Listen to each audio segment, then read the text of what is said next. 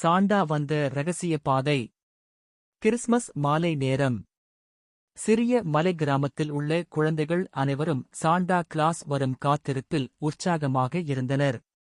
அந்த கிராமத்தில் சாண்டா நேரடியாக வீட்டுக்கு வருவதாக தங்களுக்கு சொல்லி யாரோ ஒரு பெரியவர்தான் இப்படி ஒரு கதை புரிந்திருக்க வேண்டும். சிறுவன் ஆரவ் தனது தோழிகளான மீரா மற்றும் விக்ரம் ஆகியோருடன் சாண்டாவை நேரில் பார்க்க பல யோசனைகள் செய்தான். இந்த முறை நமக்கு சாண்டா வரத்தான் செய்கிறார் என்று உற்சாகமாக கூறினான். சாண்டாவுக்கான புதிர். அந்த மாலை குழந்தைகள் சாண்டாவை தடுக்கக்கூடும் இடங்களில் அனைத்தையும் சரிபார்க்க முடிவு செய்தனர். நம் சாண்டா எங்கிருந்து வருவார் என்ற ஆரவின் கேள்விக்கு மீரா புன்னகையுடன், நிச்சயமாக அவர் விண்ணிலிருந்து வரும் என்றாள். அதுக்கு ஏன் ரகசிய பாதை இருக்கணும் என்ற விக்ரம் தனது சந்தேகத்துடன் பேசினான். குழந்தைகளின் தேடல்.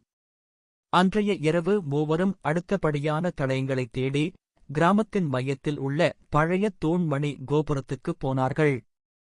சாண்டா இங்கிருந்து பனி பூமிக்குச் செல்வதாக ஊர் முதியவர்கள் சொன்னார்கள் என்று மீரா கூறினாள். அவர்கள் ஓரளவு பரவசத்துடன் அந்த இடத்தை ஆராய்ந்தார்கள். இது ஏதோ ஒரு ரகசிய அறைக்குள் செல்வது போல இருக்கிறதே என்று ஆரவ் கூறியதும் மூவரும் அந்த பாறையை நகர்த்த முயன்றனர். சந்திப்பு நடந்தது.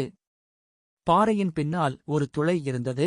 அது ஒரு மந்திரத்தோடு திறக்கப்பட்டது போல தோன்றியது. மூவரும் உள்ளே சென்றபோது ஒளிரும் அடுக்குகளால் நிரம்பிய வழி ஒன்று அவர்கள் கண்முன்னே காட்சியளித்தது. அந்த வழியில் சென்றபோது அவர்கள் எதிரில் ஒருவர் இருந்தார். நிறைய பனியில் மூடிய வெள்ளை தாடியுடன் தமது சிவப்பு உடையில் சாண்டா கிளாஸ். நீங்கள் மூவரும் மிகவும் துணிச்சலானவர்கள் என்று சாண்டா அவர்களை வரவேற்றார். நீங்கள் என்னை நேரில் பார்க்க தைரியமாக இந்த வழியைத் தேடி வந்தீர்கள். அதற்காக நான் உங்களுக்கு சிறப்பு பரிசு தருகிறேன் என்றார். கிறிஸ்மஸின் நியாயம். சாண்டா மூவருக்கும் ஒவ்வொரு பெரிய காப்பிகளையும் கேலியும் காதலும் நிறைந்தவை கொடுத்தார்.